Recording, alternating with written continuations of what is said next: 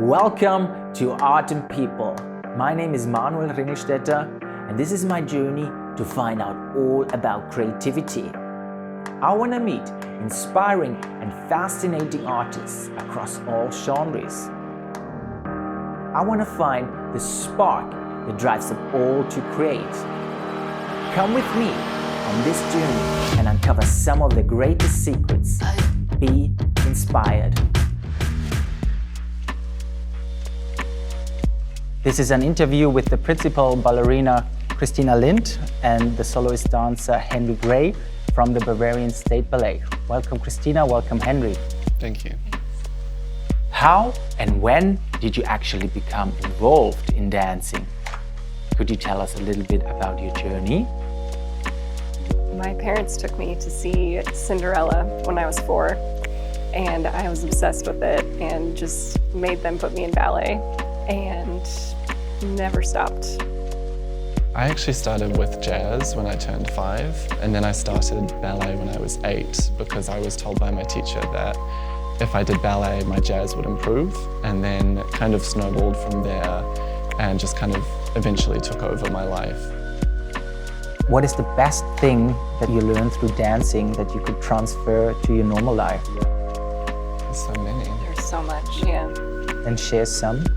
I think the biggest thing I've learned from being a dancer is I should really not set expectations. You have the expectation that you're going to nail that step, or having the expectation of getting cast for something and then you don't and there's a huge letdown. But if you didn't put that pressure on yourself, maybe you would enjoy the outcome more, something like that. But I think that's really applicable to life. Number one being patience. Being a professional dancer especially, it's taught me to be patient with myself and not expect too much of myself too soon. And the second being how to be confident in yourself without external validation. Well, the dance industry is really tough. Very rarely do you hear good feedback about yourself. Your teachers, your coaches, ballet masters, they're there to point out what's wrong with what you're doing so that you can get better.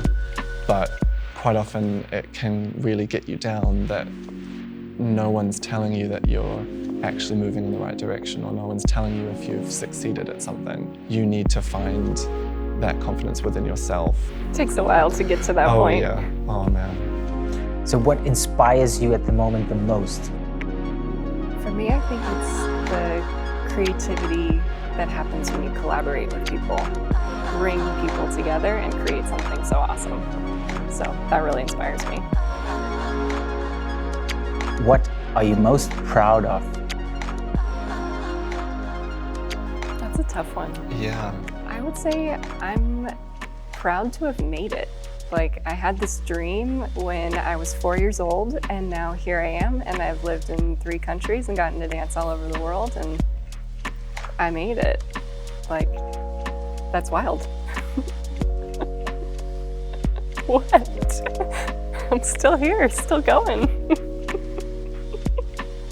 I guess we never really stop and think about the fact that there are so many people who want to do what we do.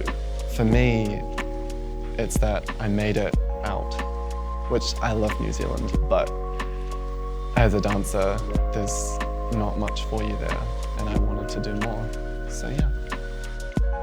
To the other side of the planet at that young age, and to make it, that's like the rock and roll dream, you know? Absolutely, so you can be super proud of that.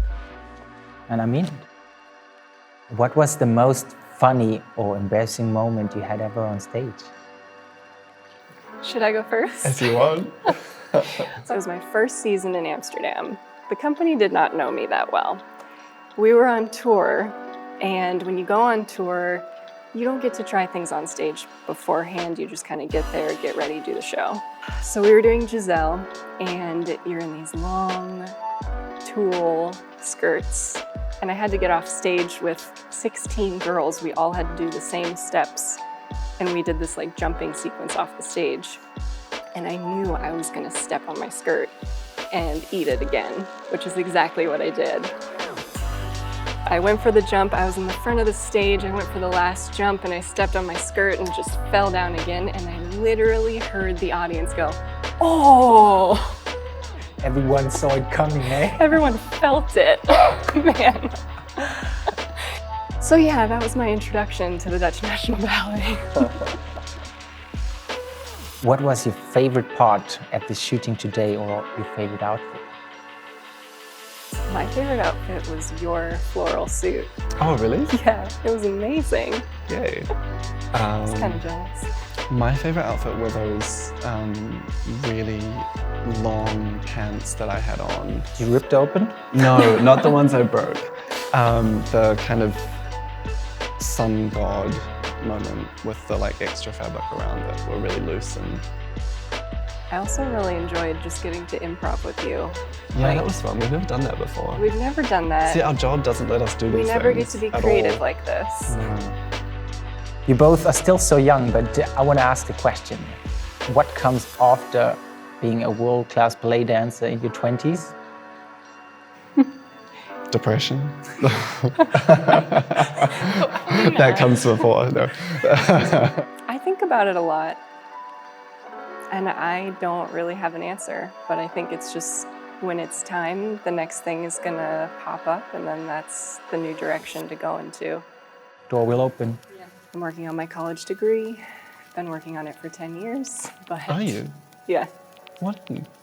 fine arts, liberal arts, Oh, okay. Yeah. How did I not know this? because I've taken a little pause while I've been Right. here. Okay. Yeah. As we know, very interested in politics.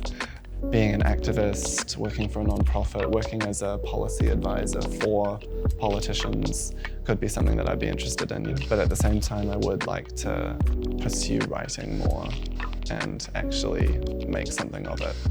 I think when you retire as a dancer, you don't stop being an artist. I don't think that ever really leaves you.